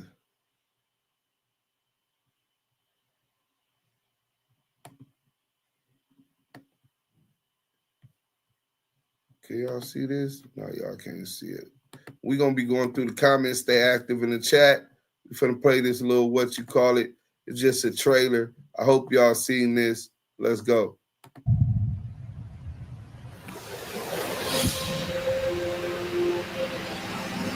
I've always been intrigued by the Atlantic slave trade. There are very few stories about what happened to the people on their way over and what happened to the people who didn't survive. We thought it was worth telling that story. We think, from our estimation, 12 million Africans were trafficked. More than 2 million died en route, buried at sea somewhere. We're actually looking at the site of one of the greatest crimes in history.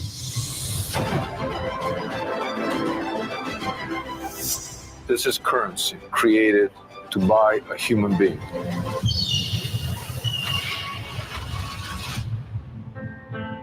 The ocean holds stories that haven't been told. Finding something down there, it's gonna pop the lid off this story.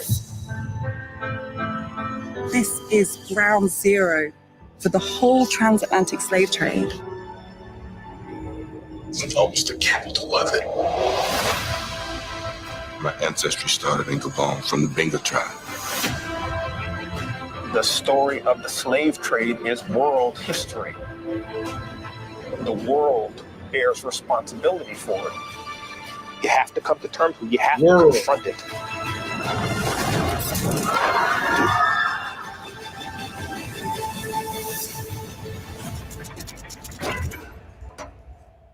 It's not something that was unique to America. It was a worldwide phenomenon.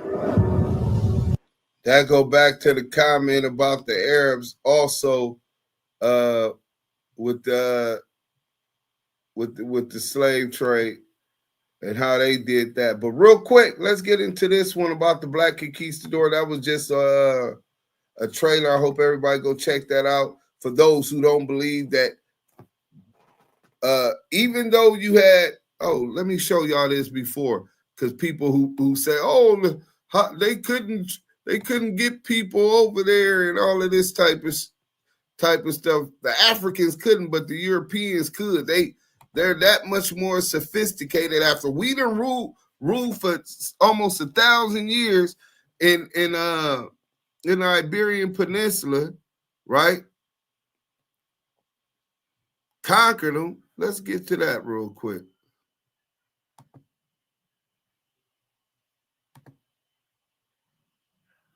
Let's get to this real quick, since y'all don't be believing nothing but what these people say, because y'all taught to believe in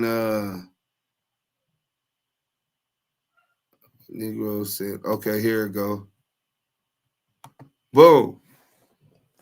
Were there Negroes sent to the Americas after Catholic monarch's decree of expulsion? People ask, where did the Jews go after being expelled from Spain? After being expelled from Spain in 1492, Jews fled to many countries, including North Africa, Italy, the Eastern Mediterranean, Amsterdam, the Americas, the Ottoman Empire. Okay, so that's the point.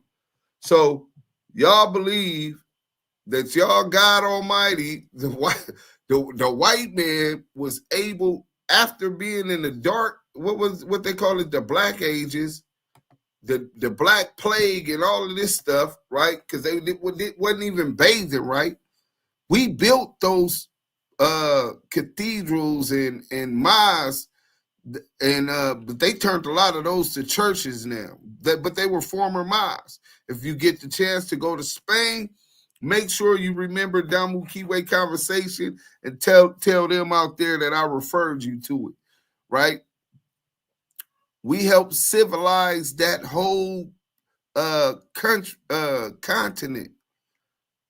But we came with technology, astrology, education, built universities, all of these things. And they were able to transport Jews out of the Iberian Peninsula to the Americas. But the African, in 1492, the 13th century, right? Or what is that called? The 15th century or whatever it's called. They were able to to get them over here to the Americas, but the other Europeans weren't able to get no Africans over here besides the Canary Current, if you're familiar with what the Canary Current is, right? Some people just so fucked up, some of them hate to even digest the fact that they might have been conquered. It happens, right? In war, you have winners and losers. But let's get back to this other, this other video, man. Shout out Home Team History. This is one of my favorite channels, man. I recommend that y'all go check this out. This is on the Black Conquistadors, and we're going to get right back into the content. This only 10 When looking at some paintings of Spanish conquistadors in the New World, I would occasionally encounter the portrayal of Africans accompanying the Spaniards. Now, admittedly, this was a tad bit confusing for me, and I just assumed that the African presence alongside the Spanish during this time must have been rare and very few in number. But after doing a little digging, to my surprise, I found that African men had various functions in the New World, the most striking being the fact that throughout the 16th century, thousands of black men aided the Spanish in their conquest of the Americas as soldiers, auxiliaries, and even commanders. Today, modern scholars acknowledge them by calling them the Black Conquistadors.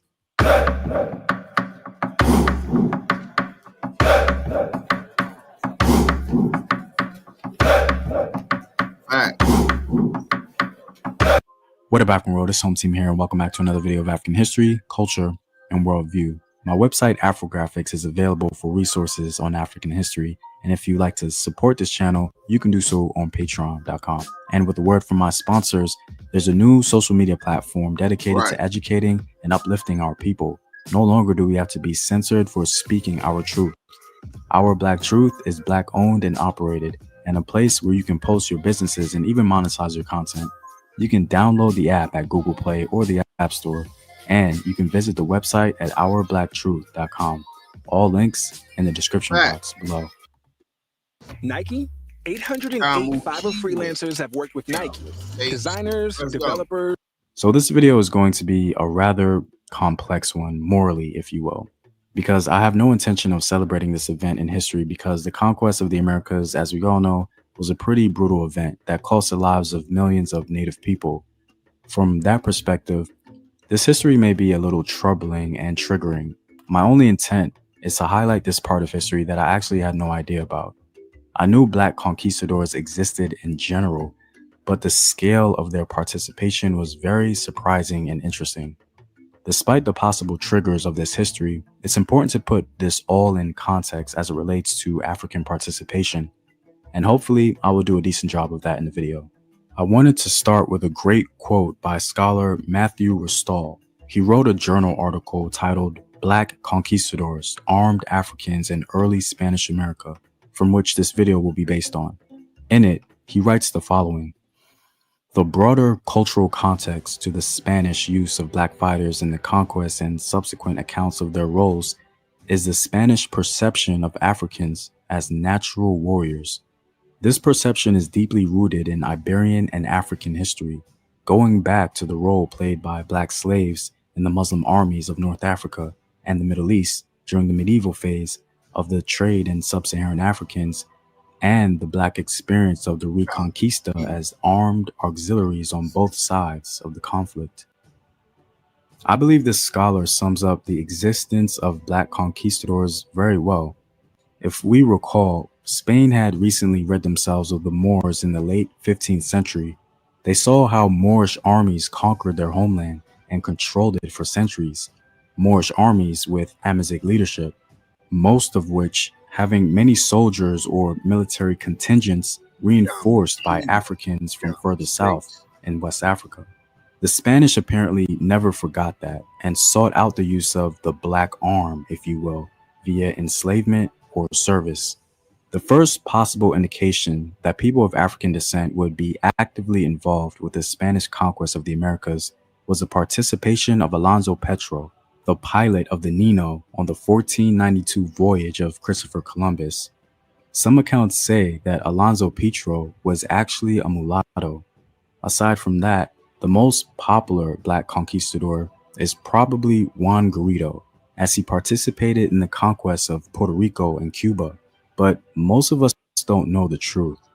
The reason we know Juan Garrido is largely because he was just exceptional. He survived all the conquest, and he wrote a letter pretty much asking to reap the benefits of his military career.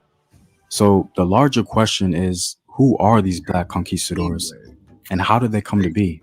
Contrary to popular belief, in the early conquest of the Americas by the Spanish, Africans accompanied them every step of the way. According to Matthew Restall, Black men played a pivotal role in the conquest and pacification of the Americas. Wherever Spaniards set foot in the Americas as members of conquest companies, they were accompanied by Black conquistadors. Africans had a unique dichotomy in early Spanish America. They were present as both voluntary expeditionaries and involuntary colonists. Here's one of the reasons why there were significant numbers of Black conquistadors in the Americas during the 16th century. Even though most Africans came to the Americas as enslaved individuals, the conquest of the Americas was only just in its beginning stages, and so many of these enslaved Africans would find themselves as not just servants, but conscripted soldiers alongside the Spanish to consolidate their rule, extracurricular work, if you will. Let's think about it from a 16th century Spanish perspective. 1. The Spaniards already knew Black men's reputation as Moorish soldiers and warriors. 2. Many of the enslaved African men were war captives and knew warfare in general. And number 3, the Africans that actually survived the Middle Passage to make it to the American shores were literally the strongest stock in the creme de la creme, if you will, of African men. Basically, the Spanish were not only getting more warriors, but they were getting the LeBrons, Kobes, and Jordans of African warriors. It would be counterintuitive to not use these African men as armed and unarmed auxiliaries or soldiers.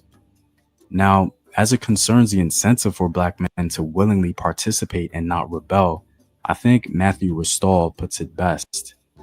Indeed, Black conquistadors, by definition, fought alongside Spaniards against indigenous warriors. It was by risking their lives, suffering in the field, protecting Spaniards, and killing natives that Black men were able to improve their circumstances and, if enslaved, fight for their own freedom. Everyone wants to know my secret. Where'd all the financial spreadsheets go? How did my business take off like a well-planned? Black men who were enslaved tended to acquire their freedom soon after they began fighting alongside Spaniards, if not before. According to Matthew Restall, very few Black conquistadors seem to have remained enslaved after their participation in the conquest. Records of enslaved Africans assisting the Spanish conquistadors in their conquest begin to appear as early as 1502. King Ferdinand repeatedly permitted and encouraged the taking across the Atlantic of Black slaves, who continued to enter the colony in small but steadily growing numbers, and to participate in Spanish expansion in the region. In 1508, Ponce de Leon took armed Africans to help him conquer Puerto Rico, while Diego Velázquez similarly used Black auxiliaries in his conquest of Cuba in 1511 through 1512. Juan Garrido later claimed to have participated in both these expeditions. As we can see, the popular Juan Garrido was not the only African conquistador. He was simply one of many. Unfortunately, Spanish conquest accounts tended to ignore African conquistador participation and only mention them when they had died in a notable battle or if they had killed a native ruler. But in certain other circumstances, they were mentioned. Blacks accompanied Gil Gonzalez on his conquest expedition up the Pacific coast of Costa Rica and Nicaragua in 1522 and 23, while the Spanish conquerors of Costa Rica in the 1540s, Sanchez de Badajoz and Cavallon, respectively brought 9 Black slaves and 90 Spaniards and Blacks. The name of only one of the Black conquistadors in Costa Rica was apparently recorded, Pedro Filippo. We do have the name, however, of another African-born slave who fought in Central America, Juan Bardales, participated in the conquest of Panama and Honduras, for which services he was granted his freedom and later a modest pension. Around the 1530s, thousands of the so-called black conquistadors accompanied the Spanish invasion of Peru. As scholars have noted, the historical record is remarkably silent on the roles of black conquistadors in Peru, yet their presence and large numbers are indisputable. This sort of information is somewhat of a paradigm shift as it concerns the history of Afro-descendant people in the Americas. The history of black conquistadors, from my view, is certainly unexplored and not at all mentioned in any documentary or history book that I've seen or read. Also, it's one thing to be silent on this topic and another to dismiss the black conquistador participation as insignificant. For example, one black soldier named Juan Beltran played such a pivotal role in the conquest of Villarica, Chile, that he was appointed commander of the garrison there. One Spanish observer said that after his death, the area became unstable. Black conquistadors even participated in the founding of Cartagena, Colombia, in the 1530s. Rodrigo Quiroga, writing to the king about the campaigns in Chile, commented that blacks often fulfilled functions necessary to the war. During the 1536 siege by Manco Inca of the Pizarro-led forces in Cusco, the colonial authorities in Hispaniola sent to aid them 200 Spanish-speaking blacks who were very good at fighting. These are roles that simply cannot be downplayed or ignored if we consider. So these Spanish-speaking blacks are Latinos. They're calling them Africans because they're saying Negroes, but these are Latinos. What they didn't learn Spanish in Africa. They learned Spanish in the Iberian Peninsula. Let's go. Consider proper historical perspectives. Black men were not just conquistadors, but there were some who decided to fight against Spanish expansion and colonialism despite the potential benefit of gaining freedom.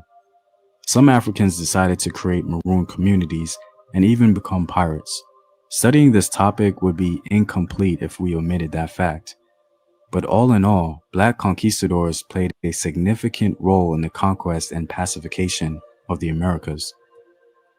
More by necessity than design, blacks, both free and enslaved, became an integral part of Spanish-American garrisons and militias in the 16th century. By the 17th century, this fact had become fully accepted by the colonial authorities. Like I mentioned previously, I hope to put the history of black conquistadors in its proper context. Black men during this time, ironically, had better options than their later counterparts during colonialism. Essentially, they could decide to be a conqueror, potentially gaining their freedom and their dignity, or remain enslaved. Of course, this didn't apply to everyone, and I'm sure it wasn't that simple, but they did have at least some semblance of an option. I find it interesting that the same strategy North Africans used to conquer Spain was the same strategy Spaniards used to conquer the Americas. Anyway, I'm all out, guys.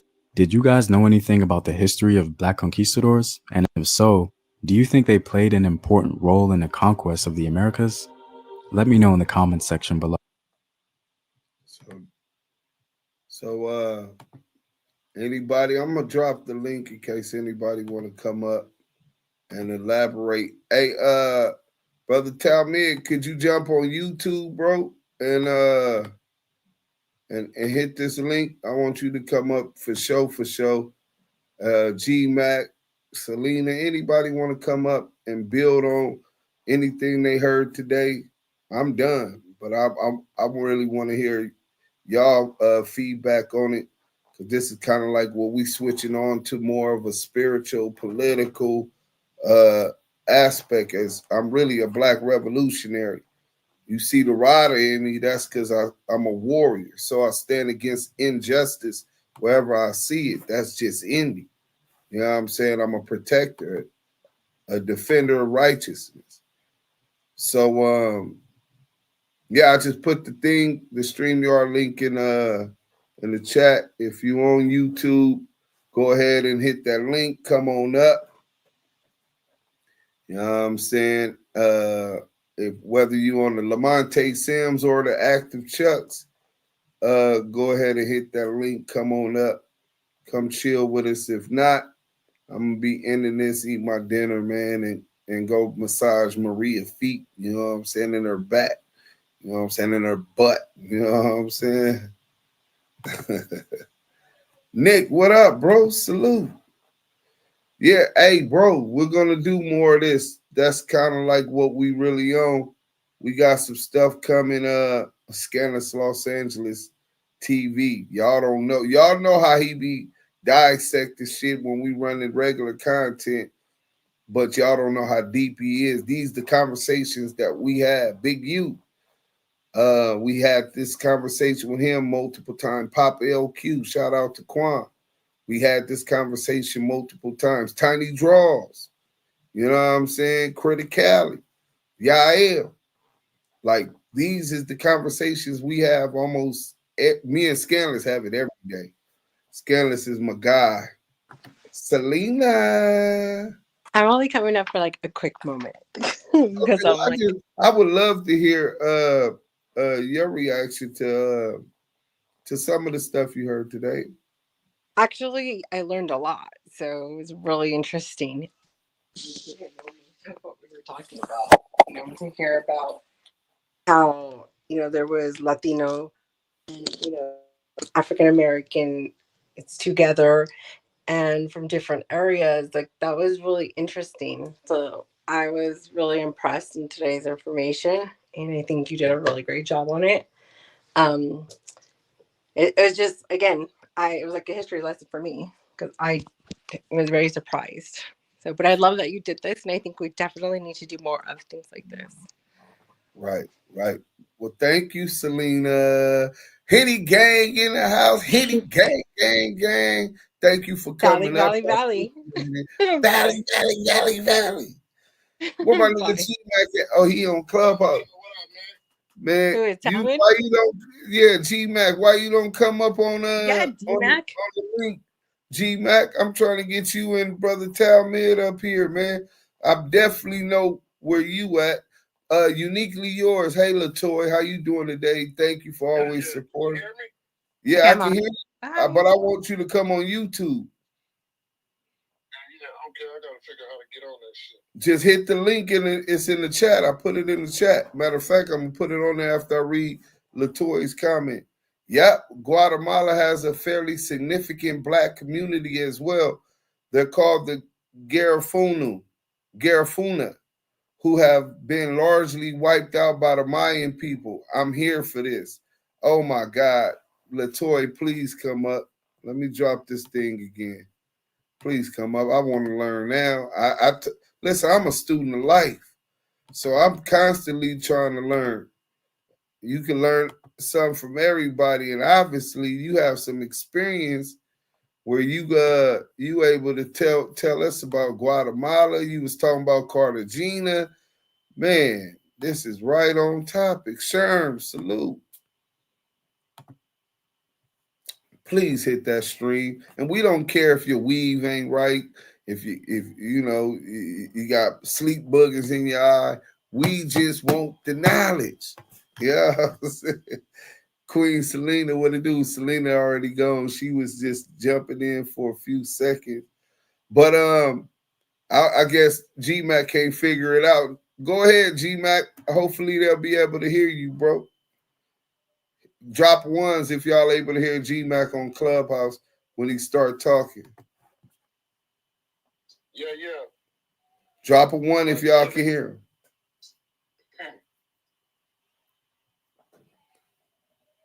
But yeah, I just wanted to say, you hear me there? Yeah. Yeah, I can hear you. So yeah, I just wanted to say, when we having these topics, they can go left, right, up or down. But just make no mistake, we're not attacking any type of, add any racism to this, no other ethics, nothing like that. We're not attacking. We're educating. we're fulfilling ourselves with the knowledge of knowing to get more familiar with who we are, what we stood for, what's our history. You know, they said there ain't no future without no history. You know, and we gotta start having these more topics like this, because knowing who you are and where you came from, it can balance out your future and what you wanted, you know, ahead of yourself and your family. Really lets you know who you are. You know, you're a king, you're a god, you're a protector, you're a warrior. You know, you just not know nobody. You know what I'm saying? So, you know, stand up, ask questions, get involved. You know, and definitely follow Damu Kiwe conversation, because we chameleons. We octopus. We could have our hands in this and that. We could go to the gangster shit and we could come to the educational shit. We're not just over talking. We in this some other rooms over there, staying on one content, waiting for something to happen and gossip about it, snitch and all that. We educate over here. You know, the motto of Damu and Kiwe conversation. We do not divide. We unite. Fact. We don't make enemies. We make money. We universal. We can do it all, my baby. You know what I'm saying? We can do it all. We universal. And I land on that. Much love. All right, much love. We got LaToy Frey in the building. Uniquely is in the building. Can you hear me, Uniquely?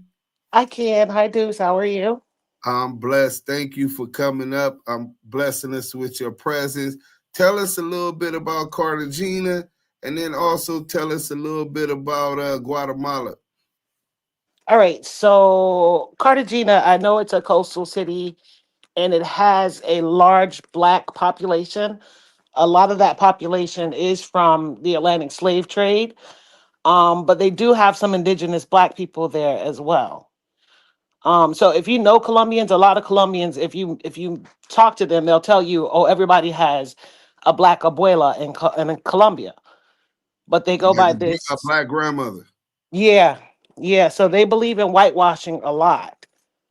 Okay. So, but most of them, they do have their roots in Black women that are from the diaspora. As far as the Guatemalan people, they're also in Central America, other parts of Central America, but the Honduras. Yeah, the Garafanu people, Garafuna people, they actually predate the transatlantic slave trade, and they're the ones that they used to call the Yellow Indians. Okay. I don't know if you've ever heard of them reference Yellow Indians, but they are the original Caribs. Okay, I know who the Caribs is, but I never heard them referenced as the Yellow Indians. Yes. So if you look at and they still have their original language as well. There's stuff on YouTube, their whole exposés about the original Caribs that are in Guatemala. Yeah, I could please send me any video, send them Selena or Henny, and make sure they get them to me. I'm gonna be on that all this week, studying for the next time we had this conversation, so I could be a little bit better understanding on what questions to ask you. You know what I'm saying? Okay, anything else you could tell us about these indigenous people and those down there? Religious. Well, now a lot of them do identify as Catholic, but again, it depends on their colonization. So basically, whoever they were colonized by, that's what they typically, they I don't know, I don't want to say train, but that's what they practice.